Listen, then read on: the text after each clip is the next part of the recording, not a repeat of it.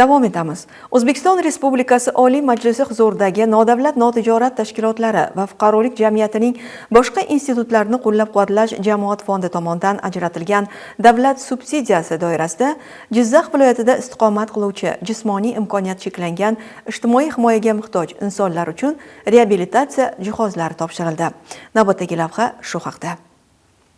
Mazkur tadbir O'zbekiston Nogironlar jamiyati Jizzax viloyati bo'limi boshchiligida tashkil etilib, loyiha doirasida 100 million so'm mablag' ajratilib, u belgilangan smeta hujjatlari asosida Nogironlar jamiyati, uning hududiy bo'limlari hamda joylardagi inson ijtimoiy xizmatlari markazi bilan hamkorlikda amalga oshirildi. Tadbirda viloyatning barcha tuman va shahardan jami 34 nafar imkoniyati cheklangan fuqarolar ishtirok etdi. Tadbir avvalida imom xatiblar tomonidan Qur'on tilovat o'qilib, ezgu duolar qilindi. Shundan so'ng mehmonlarga milliy taomimiz osh tortildi. Tadbirning eng muhim qismi taqdirlash va ko'mak berish marosimi bo'lib, unda Jizzax viloyat hokimi o'rinbosari Shahobiddin Boliyev va O'zbekiston Nogironlar jamiyati Jizzax viloyati bo'limi boshlig'i Rahmatullo Ahmedovlar so'zga chiqib, bugungi kunda jismoniy imkoniyati cheklangan insonlarni qo'llab-quvvatlashga qaratilayotgan e'tibor va imkoniyatlarga alohida to'xtalib o'tdilar. Shuningdek, ehtiyojmand fuqarolarga 15 dona nogironlar aravachasi, 10 dona xadinok, 10 dona qo'ltiq tayoq,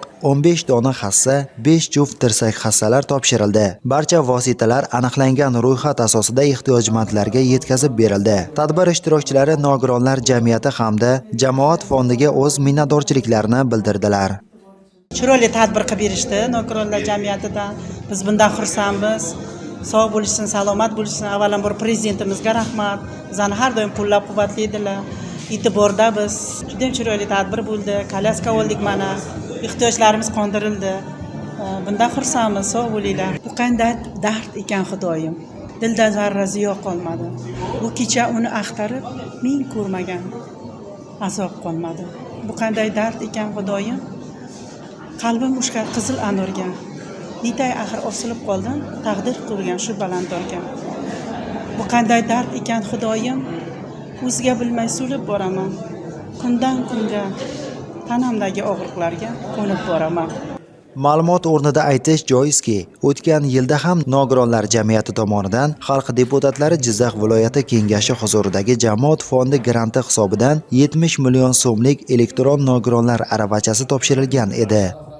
Nogironligi bo'lgan shaxslarning hayot tarzini yaxshilash maqsadida ehtiyojmand nogironlarga ularga reabilitatsiya vositalari bilan ta'minlash maqsadida bugun shu dargohga yig'ildik. Nogironlik aravachalarini, o'sha texnik vositalarni topshirilishi mana shu nogironlarimizga beriladigan ahamiyatni, ularga g'amxo'rligimizni bir namunasi deb tushunamiz va bundan barcha nogironlarimiz hammadan xursand, o'z minnatdorchiligini bildiradi. Ushbu tadbir ijtimoiy himoya tizimidagi amaliy qadamlardan biri bo'lib, imkoniyati cheklangan fuqarolarni qo'llab-quvvatlash, ularning hayot sifatini yaxshilash va jamiyatdagi faolligini oshirishga xizmat qiladi.